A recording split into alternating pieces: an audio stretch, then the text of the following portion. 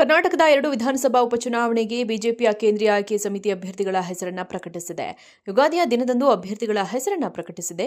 ದಾವಣಗೆರೆಯಲ್ಲಿ ಅಚ್ಚರಿಯ ಅಭ್ಯರ್ಥಿಯ ಘೋಷಣೆ ಮಾಡಲಾಗಿದೆ. ದಾವಣಗೆರೆ ದಕ್ಷಿಣದಿಂದ ಶ್ರೀನಿವಾಸ್ ಟಿ ದಾಸ್ ಕರಿಯಪ್ಪ ಅವರಿಗೆ ಟಿಕೆಟ್ ನೀಡಲಾಗಿದೆ. ಈ ಮೂಲಕ ದಾವಣಗೆರೆಗೆ ರೆಬಲ್ ಬಣದ ಅಭ್ಯರ್ಥಿಗೆ ಮಣೆ ಹಾಕಿದ್ದು ರಾಜ್ಯ ಬಿಜೆಪಿ ಘಟಕಕ್ಕೆ ಕೇಂದ್ರದ ನಾಯಕರು ಅಚ್ಚರಿಯನ್ನು ಮೂಡಿಸಿದ್ದಾರೆ. ಮಾಜಿ ಸಿಎಂ ಬಿಎಸ್ ಯಡಿಯೂರಪ್ಪ ವಿರೋಧಿ ಬಣದ ನಾಯಕನಿಗೆ ಟಿಕೆಟ್ ನೀಡಿರುವುದು ಭಾರೀ ಸಂಚಲನಕ್ಕೆ ಕಾರಣವಾಗಿದೆ. ಇನ್ನು ತಮ್ಮದೇ ಅಭ್ಯರ್ಥಿಗೆ ಟಿಕೆಟ್ ನೀಡಬೇಕೆಂದು ಬಿಎಸ್ವೈ ಬಣದ ನಾಯಕ ಎಂಪಿ ರೇಣುಕಾಚಾರ್ಯಗೆ ಮುಖಭಂಗವಾಗಿದೆ. ಬಾಗಲಕೋಟೆಯಲ್ಲಿ ಅಭ್ಯರ್ಥಿ ಆಯ್ಕೆಯ ವಿಚಾರದಲ್ಲಿ ಬಿಜೆಪಿಯಲ್ಲಿ ಅಷ್ಟೊಂದು ಗೊಂದಲವಿರಲಿಲ್ಲ. ಲಿಂಗಾಯತ ಸಮುದಾಯದ ಚುರಂತಿಮಠ ಅವರಿಗೆ ಟಿಕೆಟ್ ಬಹುತೇಕ ಕನ್ಫರ್ಮ್ ಆಗಿತ್ತು. ಆದರೆ ದಾವಣಗೆರೆಗೆ ಬಿಜೆಪಿಯ 2 ಬಣಗಳ ಪೈಪೋಟಿ ಜೋರಾಗಿತ್ತು ಮತ್ತು 5 ಹೆಸರು ಕೇಳಿ ಬರ್ತಿತ್ತು. ಬಿಜೆ ಅಜಯ್ ಕುಮಾರ್, ರಾಜನಹಳ್ಳಿ ಶಿವಕುಮಾರ್, ಶ್ರೀನಿವಾಸ್ ದಾಸ ಕರಿಯಪ್ಪ, ದೇವರಮನೆ ಶಿವಕುಮಾರ್ ಮತ್ತು ಯಶವಂತರಾವ್ ಜಾಧವ್ ಹೆಸರು ಕೇಳಿ ಬರ್ತಿತ್ತು.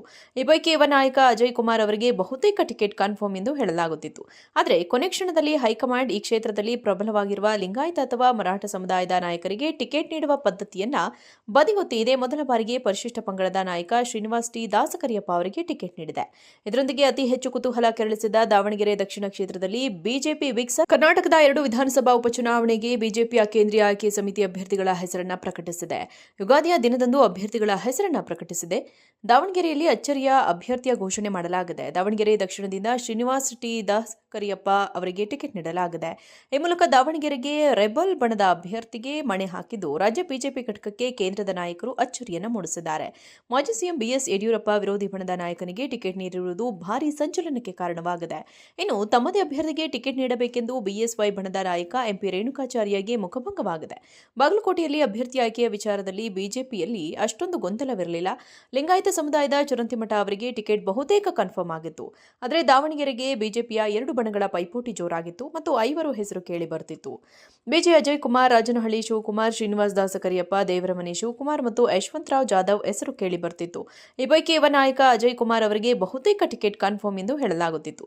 ಆದರೆ ಕೊನೆ ಕ್ಷಣದಲ್ಲಿ ಹೈಕಮಾಂಡ್ ಈ ಕ್ಷೇತ್ರದಲ್ಲಿ ಪ್ರಬಲವಾಗಿರುವ ಲಿಂಗಾಯತ ಅಥವಾ ಮರಾಠ ಸಮುದಾಯದ ನಾಯಕರಿಗೆ ಟಿಕೆಟ್ ನೀಡುವ ಪದ್ಧತಿಯನ್ನ ಬದಿಗೊತ್ತಿ ಇದೇ ಮೊದಲ ಬಾರಿಗೆ ಪರಿಶಿಷ್ಟ ಪಂಗಡದ ನಾಯಕ ಶ್ರೀನಿವಾಸ್ ಟಿ ದಾಸಕರಿಯಪ್ಪ ಅವರಿಗೆ ಟಿಕೆಟ್ ನೀಡಿದೆ. ಇದರೊಂದಿಗೆ ಅತಿ ಹೆಚ್ಚು ಕುತೂಹಲ ಕೆರಳಿಸಿದ ದಾವಣಗೆರೆ ದಕ್ಷಿಣ ಕ್ಷೇತ್ರದಲ್ಲಿ ಬಿಜೆಪಿ ಬಿಗ್ ಸರ್ಪ್ರೈಸ್ ನೀಡಿದೆ. ಕರ್ನಾಟಕದ 2 ವಿಧಾನಸಭಾ ಉಪಚುನಾವಣೆಗೆ ಬಿಜೆಪಿಯ ಕೇಂದ್ರೀಯ ಆಯ್ಕೆ ಸಮಿತಿ ಅಭ್ಯರ್ಥಿಗಳ ಹೆಸರನ್ನು ಪ್ರಕಟಿಸಿದೆ. ಯುಗಾದಿಯ ದಿನದಂದು ಅಭ್ಯರ್ಥಿಗಳ ಹೆಸರನ್ನು ಪ್ರಕಟಿಸಿದೆ. ದಾವಣಗೆರೆಯಲ್ಲಿ ಅಚ್ಚರಿಯ ಅಭ್ಯರ್ಥಿಯ ಘೋಷಣೆ ಮಾಡಲಾಗಿದೆ. ದಾವಣಗೆರೆ ದಕ್ಷಿಣದಿಂದ ಶ್ರೀನಿವಾಸ್ ಟಿ ದಾಸ್ ಕರಿಯಪ್ಪ ಅವರಿಗೆ ಟಿಕೆಟ್ ನೀಡಲಾಗಿದೆ. ಈ ಮೂಲಕ ದಾವಣಗೆರೆಗೆ ರೆಬಲ್ ಬಣದ ಅಭ್ಯರ್ಥಿಗೆ ಮಣೆ ಹಾಕಿದ್ದು ರಾಜ್ಯ ಬಿಜೆಪಿ ಘಟಕಕ್ಕೆ ಕೇಂದ್ರದ ನಾಯಕರು ಅಚ್ಚರಿಯನ್ನು ಮೂಡಿಸಿದ್ದಾರೆ.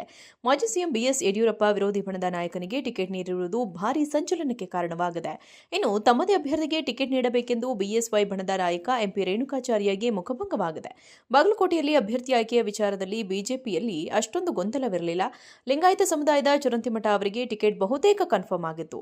ಆದರೆ ದಾವಣಗೆರೆಗೆ ಬಿಜೆಪಿಯ 2 ಬಣಗಳ ಪೈಪೋಟಿ ಜೋರಾಗಿತ್ತು ಮತ್ತು 5 ಹೆಸರು ಕೇಳಿ ಬರ್ತಿತ್ತು. ಬಿಜೆ ಅಜಯ್ ಕುಮಾರ್, ರಾಜನಹಳ್ಳಿ ಶಿವಕುಮಾರ್, ಶ್ರೀನಿವಾಸ್ ದಾಸ ಕರಿಯಪ್ಪ, ದೇವರಮನೆ ಶಿವಕುಮಾರ್ ಮತ್ತು ಯಶವಂತರಾವ್ ಜಾಧವ್ ಹೆಸರು ಕೇಳಿ ಬರ್ತಿತ್ತು. ಈ ಪೈಕಿ ಯುವ ನಾಯಕ ಅಜಯ್ ಕುಮಾರ್ ಅವರಿಗೆ ಬಹುತೇಕ ಟಿಕೆಟ್ ಕನ್ಫರ್ಮ್ ಎಂದು ಹೇಳಲಾಗುತ್ತಿತ್ತು. ಆದರೆ ಕೊನೆ ಕ್ಷಣದಲ್ಲಿ ಹೈಕಮಾಂಡ್ ಈ ಕ್ಷೇತ್ರದಲ್ಲಿ ಪ್ರಬಲವಾಗಿರುವ ಲಿಂಗಾಯತ ಅಥವಾ ಮರಾಠ ಸಮುದಾಯದ ನಾಯಕರಿಗೆ ಟಿಕೆಟ್ ನೀಡುವ ಪದ್ಧತಿಯನ್ನ ಬದಿಗೊತ್ತಿ ಇದೇ ಮೊದಲ ಬಾರಿಗೆ ಪರಿಶಿಷ್ಟ ಪಂಗಡದ ನಾಯಕ ಶ್ರೀನಿವಾಸ್ ಟಿ ದಾಸಕರಿಯಪ್ಪ ಅವರಿಗೆ ಟಿಕೆಟ್ ನೀಡಿದೆ. ಇದರೊಂದಿಗೆ ಅತಿ ಹೆಚ್ಚು ಕುತೂಹಲ ಕೆರಳಿಸಿದ ದಾವಣಗೆರೆ ದಕ್ಷಿಣ ಕ್ಷೇತ್ರದಲ್ಲಿ ಬಿಜೆಪಿ ಬಿಗ್ ಸರ್ಪ್ರೈಸ್ ನೀಡಿದೆ.